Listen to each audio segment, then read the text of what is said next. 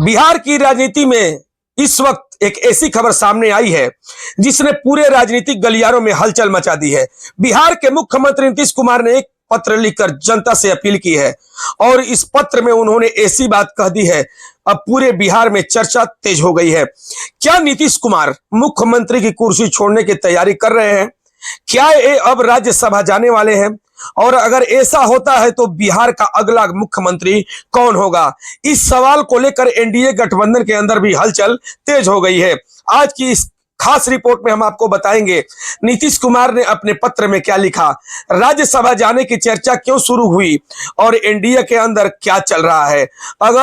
अगर नीतीश कुमार दिल्ली जाते हैं तो बिहार की सत्ता किसके हाथ में जाएगी? तो पूरी खबर को अंत तक जरूर देखें दर्शकों।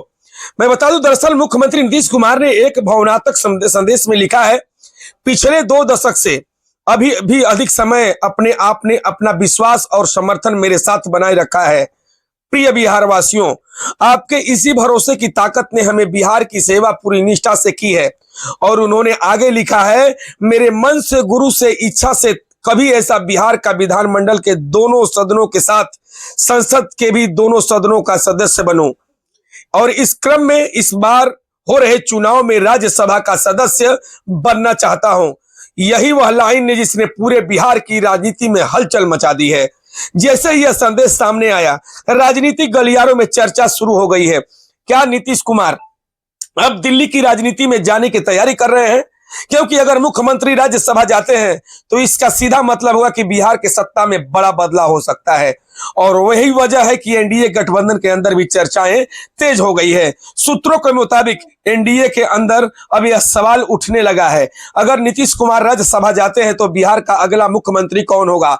कुछ राजनीतिक विशेषज्ञों को मानना है कि बीजेपी अपना मुख्यमंत्री बना सकती है या फिर जदयू से ही कोई नया चेहरा सामने आ सकता है, लेकिन साफ झलक दिख रहा है कि बीजेपी का ही कोई नया चेहरा मुख्यमंत्री के रूप में होगा और नहीं तो फिर स्वयं नीतीश कुमार का बेटा निशांत कुमार मुख्यमंत्री बिहार की कमान संभाल सकते हैं। इस चर्चा ने बिहार की राजनीति में पूरी तरह से गर्म कर दिया है। राजनीतिक जानकारों का कहना है कि नीतीश कुमार का यह कदम एक बड़ा राजनीतिक रणनीति भी हो सकता है, क्योंकि आने वाला समय में लोकसभा चुनाव, बिहार विधानसभा चुनाव और केंद्र की राजनीति है। इन सब को देखते हुए यह फैसला काफी अहम माना जा रहा है। अगर नीतीश कुमार दिल्ली जाते हैं तो वे राष्ट्रीय राजनीति में बड़ी भूमिका निभा सकते हैं। दर्शकों, इस खबर के सामने आने के बाद की जनता के बीच भी अलग अलग प्रतिक्रियाएं भी देखने को मिल रही है। कुछ लोग कह रहे हैं नीतीश कुमार ने बिहार के विकास के लिए काफी काम किया है, तो वही कुछ लोग सवाल उठा रहे हैं, अगर वे दिल्ली जाते हैं तो बिहार का नेतृत्व कौन करेगा? ग्राउंड पर लोगों के बीच यही चर्चा कि अब बिहार की राजनीति में बड़ा बदलाव हो सकता है। अगर हम पिछले 2 दशकों से राजनीति में, मैं बता दूं, हमारे डीके टीम के संवाददाता अगर बता रहे हैं और वहां नीतीश कुमार भी कर रहे हैं, अगर हम पिछले दशकों में राजनीति को देखें तो नीतीश कुमार बिहार के सबसे प्रभावशाली नेताओं में से एक रहे हैं। उन्होंने कई बार मुख्यमंत्री पद संभाला और बिहार की राजनीति को कई बार दिशा निर्देश दी, लेकिन अब उनका राज्यसभा जाने का संकेत एक नई राजनीति का कहानी शुरुआत हो सकता है दर्शकों। और इसी विपक्ष ने पूरे मुद्दे को हमला पर बोलने लगा है। विपक्षी दलों का कहना है, अगर मुख्यमंत्री राज्यसभा जाना चाहते हो तो इसका मतलब है कि बिहार की राजनीति में अस्थिरता आ सकती है। वहीं कुछ लोग नेताओं का कहना है कि यह एक सिर्फ राजनीतिक रणनीति है। और सबसे बड़ा सवाल यही है कि क्या सच में नीतीश कुमार राज्यसभा जाएंगे? अगर जाएंगे तो बिहार का अगला मुख्यमंत्री कौन होगा?